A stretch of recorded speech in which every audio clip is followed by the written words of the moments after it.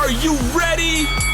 Sharp right uppercut to the body by Tyson. Again, down goes Lorenzo Boy. You are now in the ring with Dan the Beast and Super Size. I've fought some great names in boxing.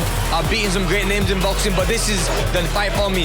This is the Boxing Jerks Podcast. When it's all said and done, I know one thing that I can do. I can fight.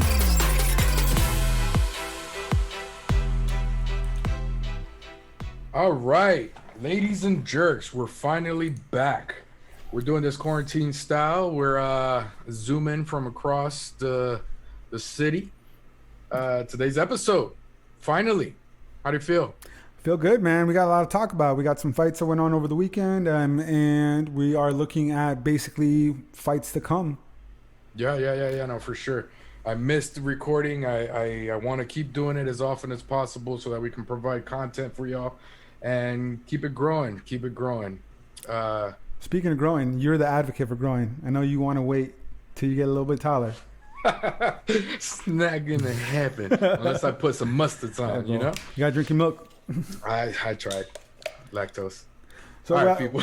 We have lots of progress. I mean, since the last episode, we've worked on a logo. We switched from just audio to video as well. So we're going to try to provide you as much content as we can. Again, we appreciate you guys coming, and let's get it popping. Let's get it popping. All right, so in today's episode, we're going to talk about the results of the Jose Pedraza, Javier Molina fight. We're going to touch on the Erickson Lubin versus Terrell Gausha. Geisha. All right. We're also going to talk about upcoming fights. Charlo de Revianchenko. Ooh, that's going to be solid. Charlo Ramirez. Josh Taylor versus Kong Song. Kong Song.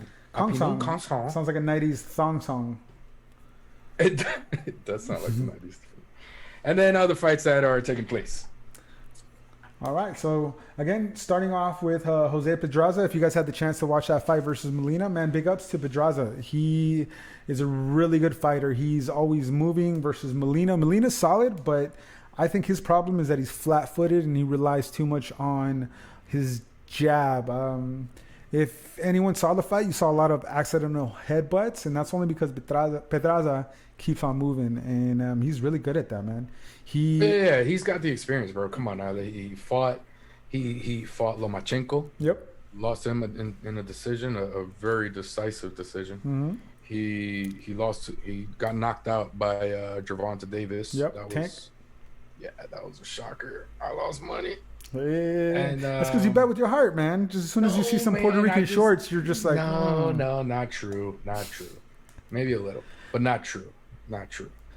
And then the only other loss he has is the Cepeda, and that could have gone either way. Sure. I don't know if you watched the fight, but dude, this fight was insane. I liked it. The host Pedraza kept coming in the entire time. He was the aggressor the entire time. I do like Molina's story. Okay. Right? The kid, man, he should have been. He was on a fast track in the pros, but it was a combination of bad management. That's usually the case. And decisions that he made outside of the ring, always getting drunk during training camp, shit like that. But the kid has a family now.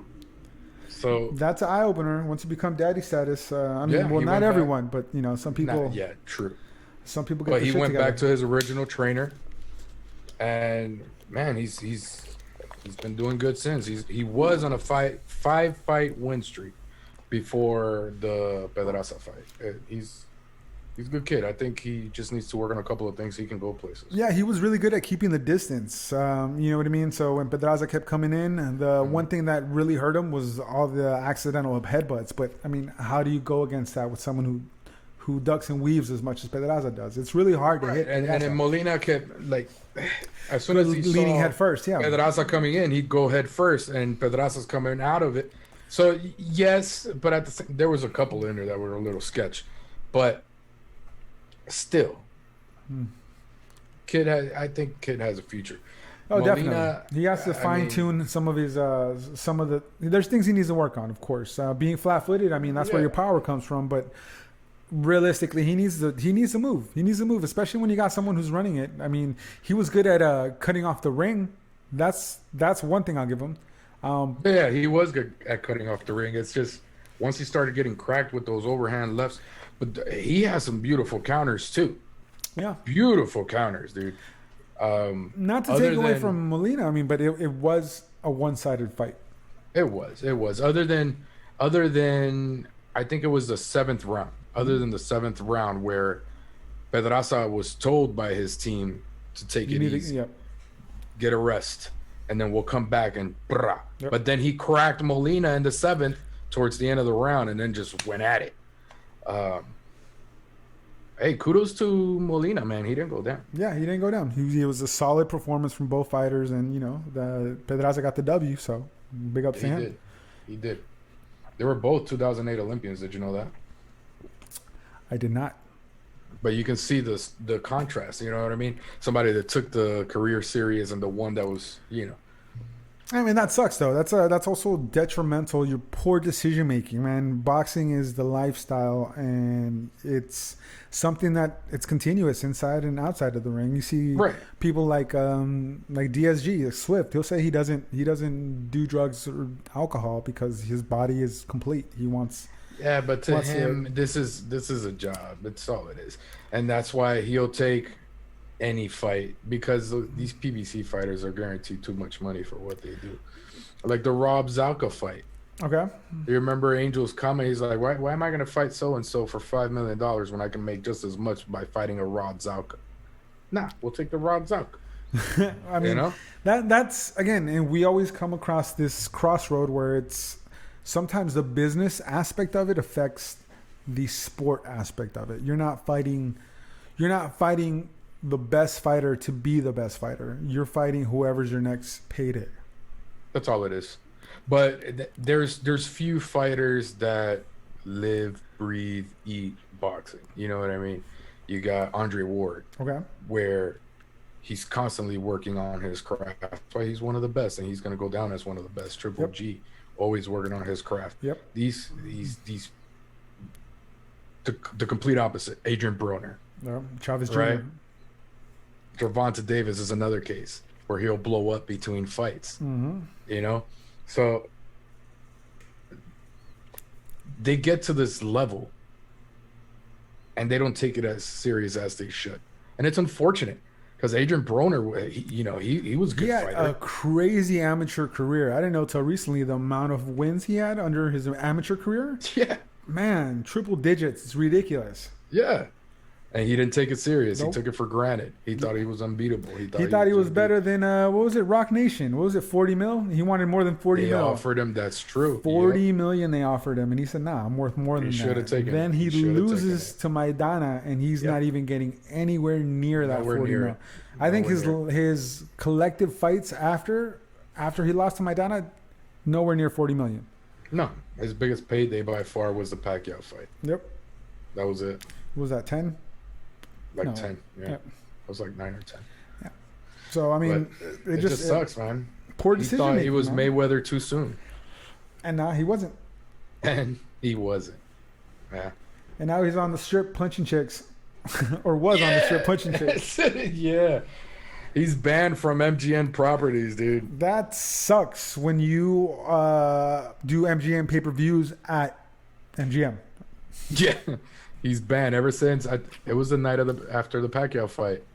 That's when some shit went down in the casino and he got banned for life from all MGM properties. There you go. I mean, that means you're just gonna have to do your fights at the East Coast. I mean, there's plenty of venues. You can do them in California. You can do them at the Forum. Yeah, but there's other casinos out here other than MGM. True. It was I want to say it was like 3-4 months after the Pacquiao fight. He was arrested at the strip because he was trespassing on an MGM property. Yep, it was hilarious. He got then he punched the chick he was with, or he pushed the chick. I don't know. It's just allegedly. That was one video. Whatever. There's a video. I mean, he punched the chick right in front of Mayweather's. What is it? Fat Burger. Yeah. So that's funny. Oh man. We're going to talk about Lubin and Gausha a little bit. I mean, It was an interesting fight. I mean, I'll be honest, it was kind of stale up into the 8th round. Gosha got a really good hit. Sleeper. Yeah, it was primarily Lubin was taking it, but it was like two magnets, two opposite end of a magnet. You know, one got closer, the other one left. So Gosha got a really good hit on Lubin. That was in the 10th round. In the 10th round, he hit him twice. One was a hook, and I forget what the other punch was. But yeah, he rocked Lubin twice in the 10th round, which, you know, big ups to Gosha for stepping it up. Lubin is the mandatory for the WBC again after this fucking sleeper. Hopefully it's more entertaining than this last fight. I mean, I'm not going to... He'll get knocked out again. He didn't get knocked out. The Charlo fight, he didn't get knocked out? No, versus Gosha? No, of course. He won Gosha. Now he's, again, the mandatory for the WBC. So, speaking of Charlo, that's going to be a good pay-per-view, and that's coming up this weekend. Absolutely. I'm bringing beer. I can't even pronounce his name. Derevianchenko? Derevianchenko. If he puts any of the performance that he put towards the Triple G fight, I think it's going to be a really solid match. I'm really juiced about this one. I think so too. And it's Rosario, the other Charlo's fighting. His name is Rosario. Yeah, I don't know. Not Ramiro or whatever the fuck. What? I think both fights are going to be interesting. Hey, man, I think that the Derevianchenko fight can go either way. Yep. Right? Oh. Derevianchenko can crack. Yeah, he's solid, man. The performance he did against Triple G actually had me worried in the last few rounds. Oh, yeah. The boy can crack. Yes, he can. And I think that fight can go either way. We'll see. It can be, if it goes to 12 rounds, where depending on which Derevianchenko shows up, which the one that shows up is always the same, it can be a little controversial. But we'll find out. Saturday.